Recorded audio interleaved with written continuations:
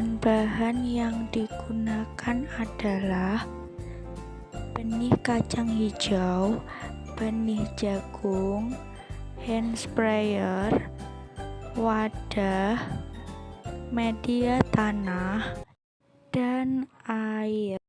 Prosedur pelaksanaan yang pertama, siapkan benih tanaman pangan monokotil dan dikotil. Saya memilih jagung dan juga kacang hijau.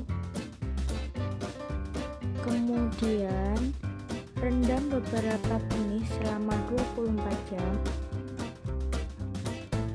Setelah 24 jam, kecambahkan benih ke dalam media tanah serta semprot dengan menggunakan hand sprayer.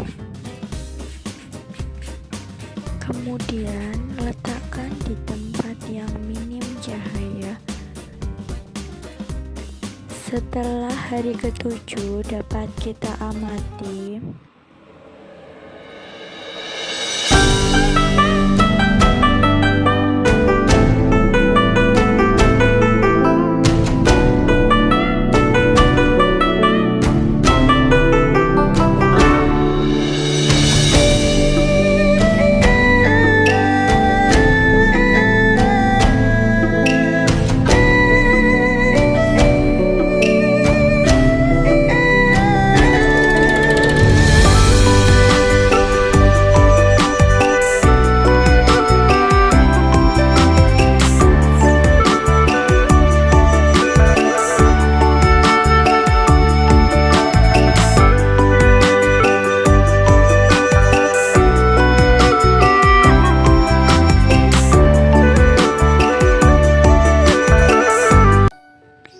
Secara struktural, biji jagung yang telah matang terdiri atas 8 bagian, yaitu kulit biji, endosperm, kotiledon, embrio, epikotil, plumula, radikel, dan titik pelekat pada tongkol.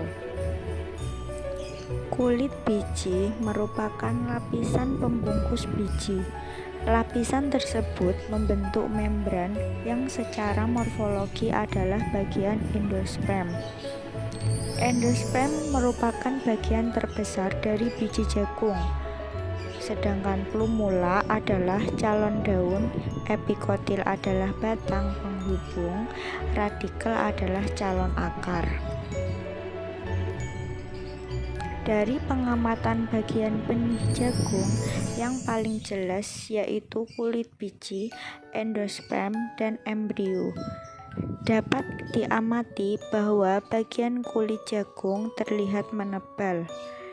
Biji jagung tergolong monokotil atau berkeping satu. Secara struktural, biji kacang hijau yang telah matang terdiri atas epikotil, kotiledon, hipokotil, plumula, radikel, dan kulit biji. Biji kacang hijau berbentuk agak membulat dan berwarna hijau kecoklatan. Warna dan daging biji berwarna putih kekuningan atau krem. Embrio pada biji kacang hijau melekat pada kotiledon. Epikotil akan tumbuh menjadi batang dan daun, serta hipokotil akan tumbuh menjadi akar atau radikel. Pada bagian ujung epikotil terdapat plumula atau calon daun, sedangkan pada bagian pangkal terdapat radikula atau calon akar. Biji kacang hijau tergolong tanaman dikotil karena berkeping 2. Pengamatan dilakukan pada benih jagung dan benih kacang hijau, di mana pada masing-masing benih tersebut akan mewakili biji monokotil dan biji dikotil. Penanaman dilakukan pada wadah dengan media tanah. Terdapat 2 tipe perkecambahan, yaitu tipe perkecambahan hipogeal dan epigeal. Hipogeal merupakan pertumbuhan memanjang dari epikotil yang menyebabkan plumula keluar menembus dari kulit biji dan muncul di atas tanah. Sedangkan pada tipe perkecambahan epigel merupakan tipe perkecambahan yang menghasilkan kotiledon dan epikotil yang keluar dari biji.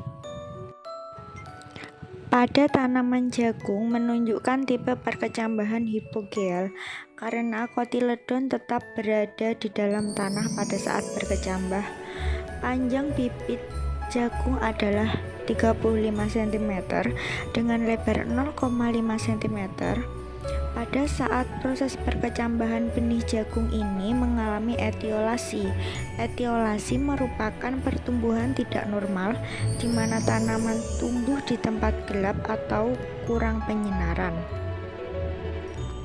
Ciri-ciri tanaman tumbuh etiolasi adalah batang terlihat kurus. Apabila etiolasi, maka akan terganggu proses fotosintesisnya. Tanaman yang etiolasi tidak dapat berfotosintesis dengan sempurna. Sedangkan pada tanaman kacang hijau menunjukkan tipe perkecambahan epigel, di mana kotiledon terlihat naik ke atas permukaan tanah. Tanaman kacang hijau memiliki tinggi 15 cm dan lebar 0,2 cm. Berdasarkan hasil pengamatan dapat disimpulkan bahwa terdapat perbedaan struktur benih dan tipe perkecambahan antara tanaman monokotil dan tanaman dikotil. Tanaman monokotil yaitu jagung memiliki struktur benih berkeping satu, sedangkan pada tanaman dikotil yaitu kacang hijau memiliki struktur benih berkeping dua.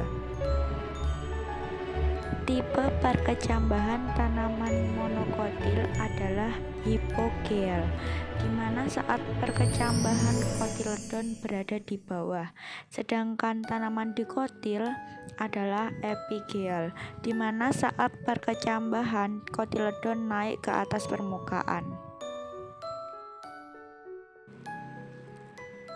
Berdasarkan pengamatan, diperoleh gambar bahwa perkecambahan jagung dan kacang hijau sama-sama mengalami etiolasi atau pertumbuhan tidak normal, di mana tanaman tumbuh berada di tempat yang kekurangan cahaya.